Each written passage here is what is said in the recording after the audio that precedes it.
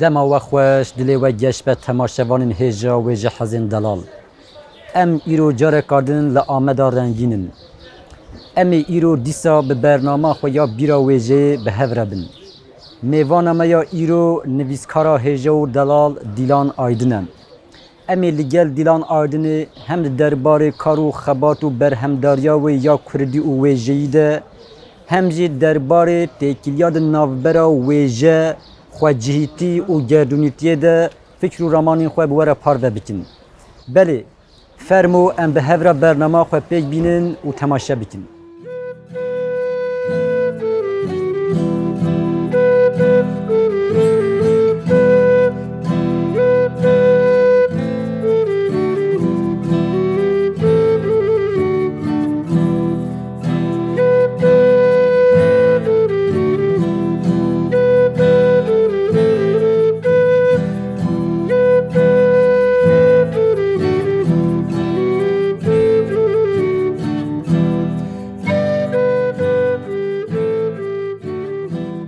آوا نوال و مسیلان تو تشتیناین بیرامن درباس بون هسب چون جسیا مجانگین من نالیان لکوراهیا کسرین من متینا درباس بوجمن جیهان لهمو فیلمان بوم وندا دستین والا مان لبنیا مالا متینا بهنا نرگزان جی تناین بیران هشیار به متینا بطال بو سهرا هش رقصوک و ام درباس بون جنافتنگا گستیلان درباس بوم جتمتینا و گریام نها بقاسی بختواری دوری تو او بزانین و بیردوزی ونداد کم دوستین ته دسوزا دست نبردان ده راز متینا درباس بجوه هشیاریه بطال بو سهر گستیل خیال بو او ببیجه دجبری خواه او ببیجه دجبری خواه دبیجم بله تماشاوان هجا و جهازین دلال ام به هلبس خواندنا نویسکار دیلان آیدن دست برنامه خود دکن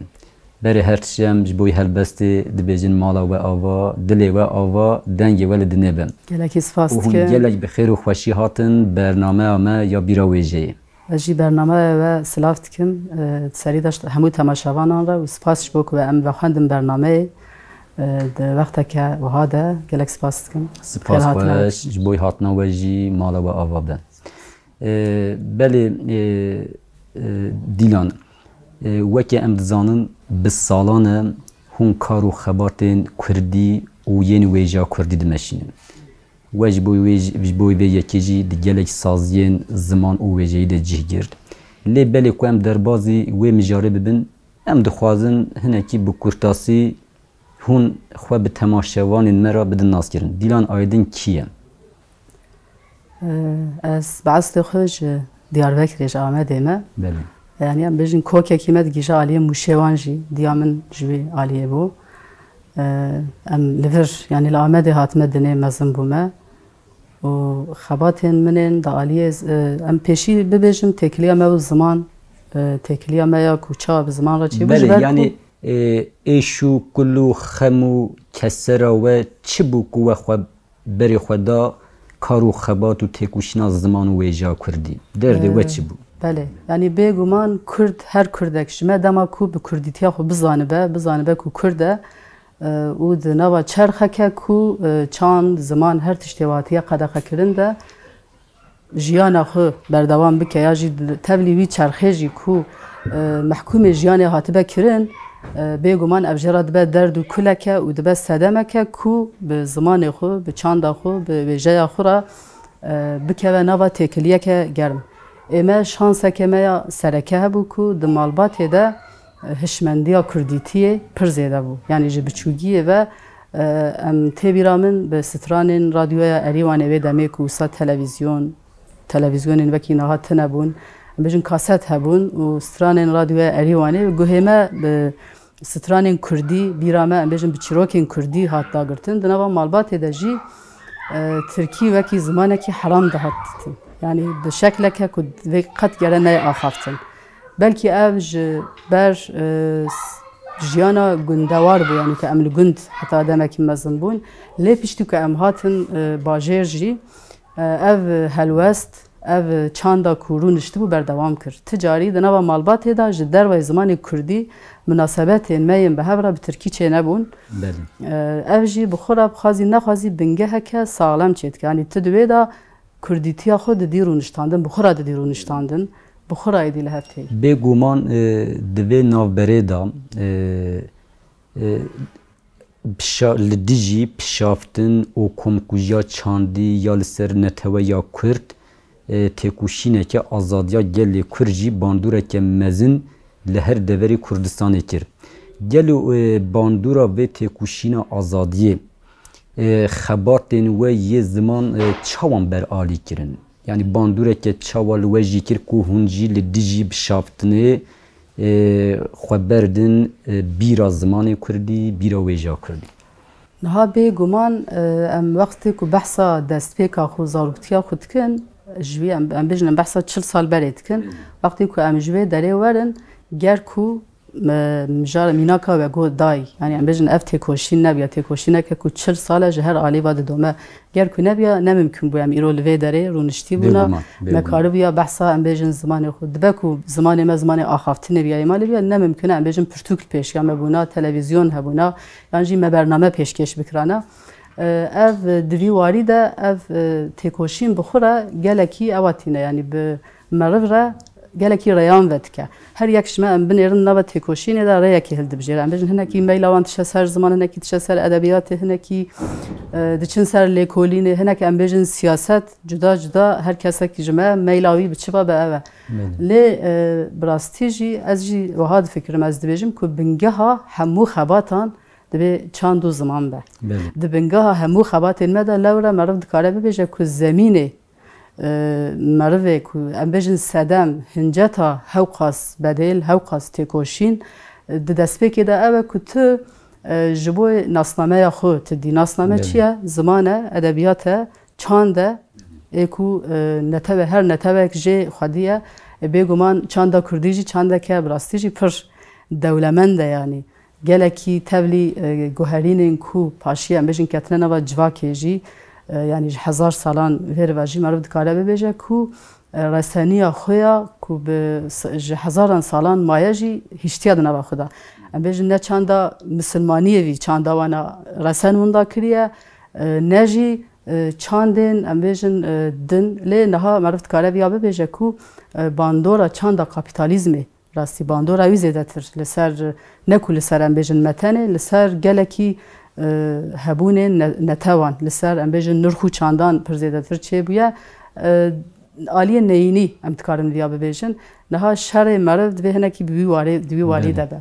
Yani tiştê din ku heta îro em bêjin em Kurd me derbas kirine, bi rastî jî meşxûr nedaye. Yani Kurd dema ku tu muqayesa wan û civakên din dikî çiqas şe meriv baştir fam dike. Yani em bibêjin ji kokê xwe dîrokî hêwan tişta hîştine xwe zêde kirine. Em dikarin bêjin bi vê hişmendiyê, vê zanebûnê we bi salan xebatê ziman meşandin. Qasî em dizanin te di Enstitûyê Kurdî de cîgir, te di Azadiya Welat de bi salan edîtorî kir. Di heman demê de di serrastkirina gelek em bêjin deqên Kurdî, tekstên Kurdî de te cîgir.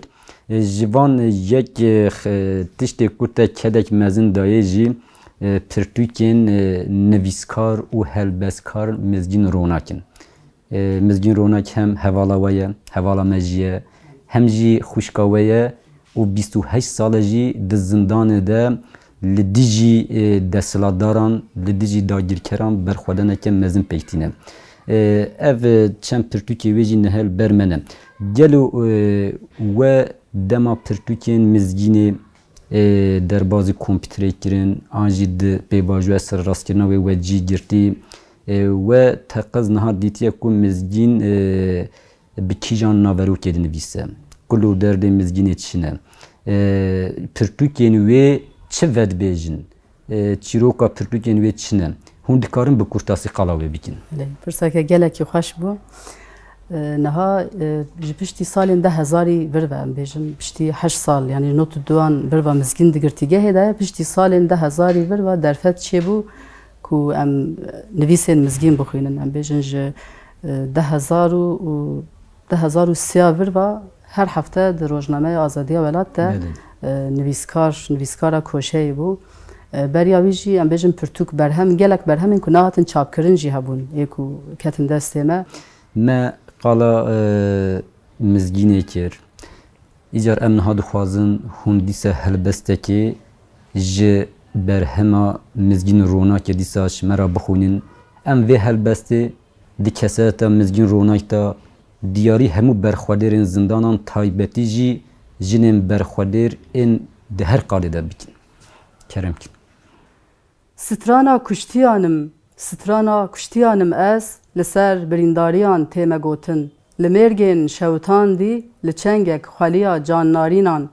Strana kuştiyanım ez diçim dûrahiyên ku tu evîndar tu hesret nagihîjê. Diçim hew ve digerim. Strana kuştiyanım ez ji nava dilê xwe dertêm. Bi bayê re diçim çiyayan li ser lêvên keç û xortên mêrxas dibim guleke sor. Strana kuştiyanım ez ve nagerim ji welatê xeyalên xwe yên azad û rastiyên xwe yên heyveron ve nagerim lê tu carî naqedim jî. Mala we ava, dilê we ava û di heman demê de mala mizgîn ronakê, dilê mizgîn ronakê ava be. Em hêvîdarin ku mizgîn ronak jî û gelek dilgirtiyên azadiyê yên ku niha di zindanan da li ber xwe didin rojekê helbestên xwe, çîrokên xwe û serpehartiyên xwe bi dilekî azad bi temaşevanên me re, bi guhdarên me re parve bikin. û bi vê bûneyê em careka din wan hemyan jî silav dikin û berxwedan wan jî silav dikin û em dibêjin berxwedana hemû dilgirtiyên azadî di heman demê de berxwedana ziman, çand û wêjiya Kurdî ye. Divê em Kurd jî ji her milîvê wê berxwedanê, wê têkuşînê bilin bikin.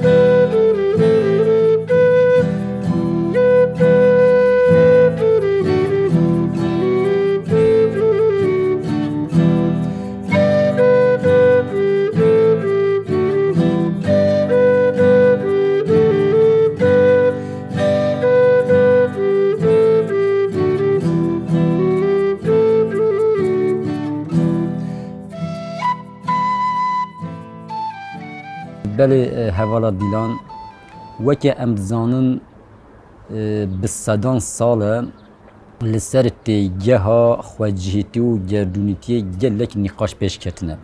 Bi taybetî jî di mijara wêjeyî de. Çi di helbestan da be, çi di romanan da be, çi di efsane û em bêjin çi di destanan da be. Gelek ev têgeh jî gelek milan ve jî hatine dahûrandin lê ji aliyên gelek kes û derdorên cuda ve li gor pîvanên cuda bi awayekî cuda hatine pênasekirin. Eger wisa be em dikarin bêjin ji bo pênasekirineke gelemperî ya xwecihîtî û gerdûnîtiyê heqîqetên bingehîn hene gelo, pîvanên bingehîn hene. Eger hebin ew li gor çi teşe û dirov digirin? Niha dema ku em dibêjin xwecihî tişteke ku li girêdayê herêmeke ya em bibêjin mînak li vî bajarî ku pêk hatibe dibe ku tenê em bêjin him berhem tenê ji ser bûyerên ku li vê herêmê ya jî li vî bajarî çêbibin pêk hatibe ama dibe ku carna jî dijberê wî jî dibe ku bi awayeke berfirehtir jî mînak em bêjin behsa li vir hatiye kirin lê têda behsa gelekî derên din jî hatiye kirin. Di aliyê em bêjin gerdûnîtiyê de jî meriv dikare bibêje ku wêje ruheke yanî wêje ji ber ku ruheke hevpar wextê ku em bêjin ji hestan dertê yan jî tiştê ku tê hîskirin ku dertê wextê ku em dinêrin serpêhatiya însaniyetê jî ji ber ku pir dişibin hev yanî em bêjin pêvajoyên xweşî û nexweşiyê ku derbas bûne gelekî ji wan dişibin hev. Meriv di wan berhemên wêjeyê de aliyê gerdûnîtî dema ku meriv dinihêre meriv dibîne ku xalên hevpar yên ku însaniyet tê de derbas bûne wisa kiriye ku wêjeya li em bêjin dibe ku li erdnigariyeke din belwelatekî gelekî dûrtir be dişibin hev. Yani mînak em bêjin îro em dikarin ji welatên din wextê ku em helbestek ya jî berhemeke ji welatên din bixwînin em bêjin berhemên klasîkên cîhanê dema ku em bixwînin em xwe civaka xwe jî dikarin tê de bibînin ku ev em dikarin bibêjin wêjeya gerdûnî yani wêjeyeke gerdûnî ye herkes tê de dibîne herkes xwe di nava em bêjin gotinên wan pirtûkan de hîs dike helbest jî bi heman rengîne me de ew jî bipirsam ev bi çi awayî pêk tê yani mirov dikare li wê derê her çi qas bûyer xwecihî jî be vegotin xwecihî jî be qala gerdûnîtiya hestan ya ramanan bike wan bêjin di wêjeyê de eva çawa xwe dide der yani di berhemên wêjeyî de çawa derkeve holê têkiliyeke di navbera em bêjin hemû însanan de heye yani dixwazî li vî welatî dixwazî li welatên din çawa ku min got yani em bêjin herkes xwedî hestan e her mirov xwedî hestan e hinekî herkes bi awayeke hestên xwe vedibêje derdiketîne ziman ji ber wî yekê dema ku tu di nehêrî ji xwe ber bi tevahî nebe jî ji xwe ber mesela helbest çawa te got wextê ku helbestekî em bêjin em îro çawa bibêjim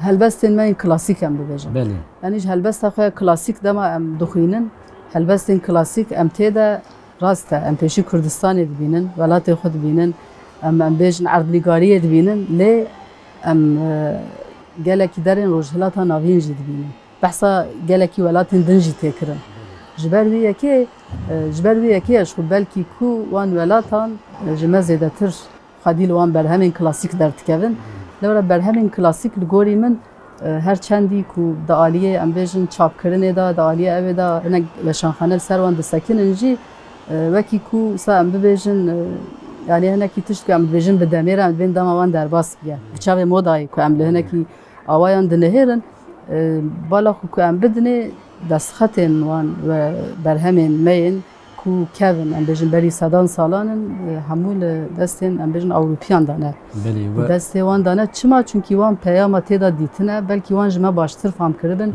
ku berhemeke gerdûnî ye ew berhem bûne malên gerdûnê belê hevala dîlan niha dema em lê dinihêrin dema li welatekî şoreşeke civakî pêk tê yan jî têkuşîneke azadiya civakî tê meşandin ew di heman demê de hem jî wêjeyê sûd werdigire hem jî di nava demê de bandûreke gelek mezin li wêjeyê dike heta sînorên wî welatî li pey xwe dihêle xwe digihîne gelek welatên din mînak bidim şoreşa Rûsyayê çawa ji wêjeyê sûd wergirtiye piştî pêkhatina şoreşê li gelek welatan bandûreke gelek mezin li ser wêjeya gelek welatan jî kiriye dema em bi vê çarçovê nihêrin va bi dehan salan li Kurdistanê têkuşîneke civakî ya azadî tê meşandin vê têkuşîna azadiyê jî hem ji berhemên wêjeyî yên Kurdistanê yên Kurdan hem jî ji berhemên wêjeya cîhanê sûd wergirtiye lê di nava demê de îro bi gelek nirxên ku afirandiye îro dikare ji gelek milan ve hem bandûreke gelek mezin li ser wêjeya xwecihî bike ya kurdewar hem jî li ser wêjeya gerdûnî bike em dikarin hinekî vê hinek din şêmber bikin yani eva bi çi awayî çêdibe çawaniya naveroka pêkhatina vê têkuşînê çawa rê li ber wêjeyeke xwecihî ya ku xwe digihîne asta gerdûnî tê vedike bêguman ji ber ku heman mirovahî însaniyet di gelekî merheleyan de derbas biye mînak em bêjin em jî îro di merheleyeke gelekî dijwar de derbas dibin ne ku îro tenê yani serê 40 salan e heta beriya wî jî 40 sal tenê jî nine ku tiştên we gotin berhemdariya ku di nava vî 40 salê de çêbû bi pêşket ku bi di encama vê şoreşa ku hê jî berdewam dike de derket holê tu bixwazî nexwazî ji مجارên ku vegot minak em bêjin wêjeya Rûsyayê. Yani wêjeya Rûsyayê ez bawerim ji bo gelekî ewa biye bingeh, biye zemîn. Em bêjin dîsa Victor Hugo. Ti wextê wî jî dixwînî tu fam dikî ku tu xwe têda dibînî di civaka xwe têda dibînî. Em bêjin ew jî bi heman şoreşa re rûbirûmane û di çarçoveya em bêjin tiştê ku jiyanê de hewl dane di aliyê em bêjin derûnî da, di aliyê civakî da, di gelekî waran de behsa wî serdemê bikin. Rastî dema meriv dixwîne tam xwe têda dibîne, xwe di navê de dibîne. Car ême jî gelekî berhem hene rastî. Niha berhemên ku tên çapkirin hem bi zimanê Tirkî hem bi zimanê Kurdî ku tên çapkirin gelek zêde ne. Di wan de jî yanî meriv dikare bibêje ku berhemên hêja yên ku xweş dikarin behsa vî şoreşê bikin, em bêjin behsa serpêhatiyên ku bûne bikin, gelekî ne. Belkî kêmasî car cara çê dibe, em bêjin kêmasî hebin, lê li gorî min her ku diçe pir zêde berfirehtir be. Ez bawerim berfirehtir jî bibe. Belê, qadeke pir baş e yanî qadeke ku bi taybetî jî em dixwazim vêya jî bibêjim, ev qada nivîskariya ku îro hem di warê ziman de hem di warê wêjeyê de bi taybetî em bêjin helbest, cerebe ev qad hinek jî xweşgirtîgehan xwe yî dike yanî îro rola girtîgehan ya di aliyê çap û weşanê de gelekî zêde ye. Belê. Dema em li berhemên mizgîn ronakê jî lê nihêrin em dibînin ku ji mijarên xwecihîtiyê xwe gihandiye vegotineke gerdûnî. Ez naxwazim dirêj bikim, ez dixwazim hûn bi helbestekê wê vê mînakê şêmber bikin. Belê kerem kî. Niha helbestên li ser Helepçeyê gelekî hene. Helbesteke ji bo Helepçe çawa ku vegot bajarekî welatê me ye lê gelekî bûyerên wekî Helepçeyê ku bi em bêjin bi kîmyabaranê, bi çekên kîmyewî, bi qetliamê re derbas bûne. Hiroşîma, Nagasaki, yani Helepçe birîna mirovahiyê ye. Ji ber wî ez dixwazim vê helbestê bixwînim. Sîma yekem Helepçe. Bayê ewrên reş bi dû dilê min xist. Ez bi qurbana xemgîniya gulê, axîna baranê. Li kuman destên min ên xeyalperest, xewn bi ku veçû ey hespê spî. Helepçe çi dibêje di mirina bihareke Kurd de. Çivîkê dilê min revand 5000 caran. Nizanim Kurdîtî bi çi zimanî qise dike li Helepçeyê. Em ê çawa li rûyê heyvê mêze bikin. Em ê zarokên kuştî li ku veşêrin êdî. Heyrana guliya darê, xwe bi ser mirina min veşkandiye. Em spasdarin cîhan, te em bi bêhna sêvan jî kuştin. Barê min ewrên Helepçeyê, bajarê me derîşkestî, me mifteya jiyanê ji desta ye. Heyrana moriya xewna biharê. Te xwe bi ser janiyan û kaniyan de winda kiriye li jangehê. Hingiv jeriye hewarê. Li Helepçeyê sêv jerîn, nêrgiz û baran jerîn. Em spasdarin mirovheziya Ewropayê, îmandariya rojhilat. Em spasdarin sêv jî bûn jerîn, hingiv jî. Kurdîtî di nava jerê de ma li dergûşa Helepçeyê. Heyrana baskên pepûleyan, xwe bi ser mirineke biharîn de şikandine. Dê çivîk li ku hêlînê çêkin. Çavan hêsirên xwe, destan tîna xwe li ku hişt. Helepçe qey cîhan dilopek jere ji me re. Qurbana çivîkên kuştî, xwe li ber Kurdîtiya Helepçeyê danîne. Ax pelên daran, ax toza jiyanê, jana birînê. Ax axîna dilan, xwe li ku dihewînin niha. Bilbil ji ku avê ve dixwin, li ku bêhna xwe ve didin kulîlk. Barê min çivîkên kuştî, çavên min ewrên bêbaran. Cîhan jî, teoriyên rûpeyker jî, şaristanî jî, nakin bi qasî şopa morîstangekî. Rêberê min morîstangeke niha, ez diçim Helepçeyê. Heyrana mijangên şewitî, xwe bi ser mirinê de girtine. Heneya destên mirî, xwe de axînekê de veşartiye. Helepçe yarekem, xuşkekem, birayekem, hîwayekem, Helepçe mirinekem, periyekem, dilekem. Dizanim tu niha jî dişewitî, tu nebûna Sedam û peykerên wî birînên te venamirîne. Helepçe sîmayekem, xemla bûkanî, şal û şapik, kiras û xeftan.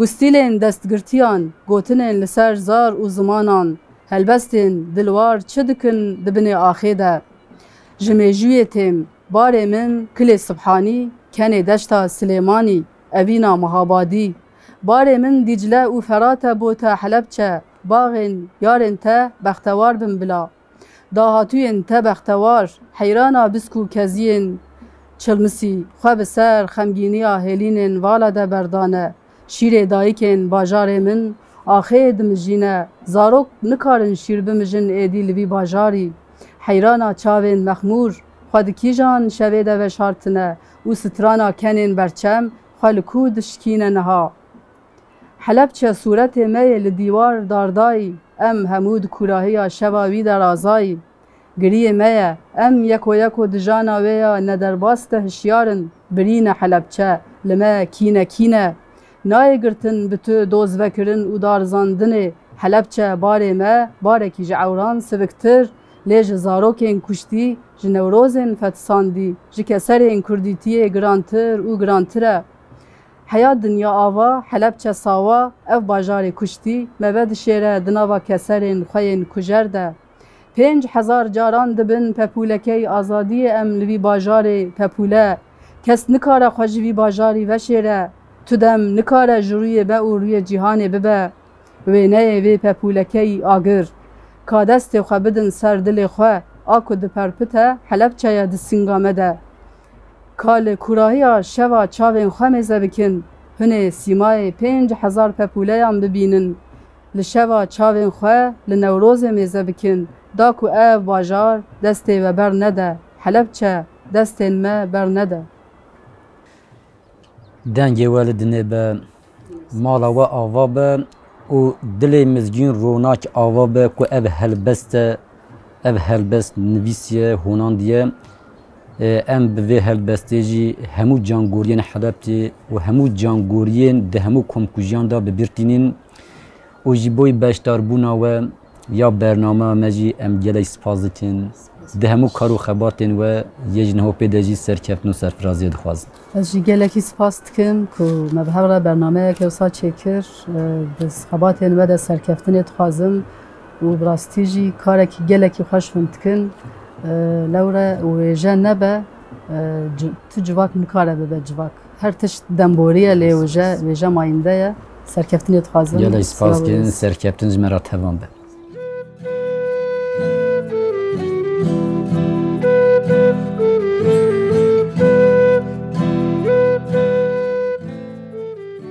بله تماشاوانین هجا و جهازین دلال ام ایرو جاره کدن لآمده به بیرا ویجه را به هفره بون ما به هفره خبردا بیرا ویجه میوانا ما یا ایرو نویسکار دیلان آیدن بو ما لگل نویسکار دیلان آیدنه هم دربار کارو خبارتن و یه کردی و ویجه ده هم جی دربار تکیلیاد نوبرا ویجه خود جهیتی و گردونیتی ده فکر و رمان خود بوره پارو کرن بله ویجه چاوا چافکانیه که خو یا بنگهین جنرخین خو جهی دیگره ده همان دمه دا جنرخین گردونی جی دیگره و هر وها هر برهمه که ویجهی یا خو جهی دناوا خدا فکر و رامان و هستین گردونی جی دحوینه جبر وی چنده خو جهیتی و گردونیتی دناوا هفدانه بله امی حتی برنامه که دنجی نها خاطر خوش و بخوازن